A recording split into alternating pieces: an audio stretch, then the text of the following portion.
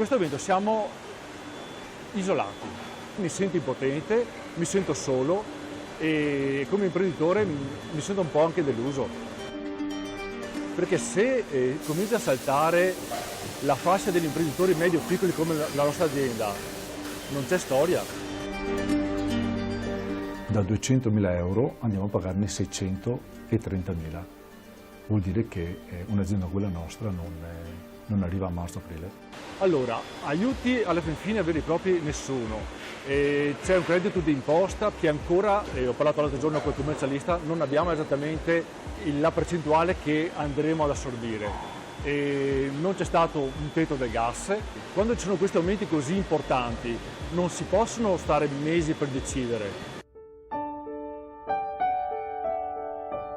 Tutti questi panettoni sono destinati a un mercato al momento estero, quindi non italiano ma estero. Con Draghi si era partiti con una grande speranza, credo che comunque lui abbia perlomeno cercato di fare quello che poteva fare nella sua situazione. Credo che sia arrivato il momento di lasciare magari da una parte quello che è il colore del proprio partito per dire, qual è la cosa migliore per l'Italia?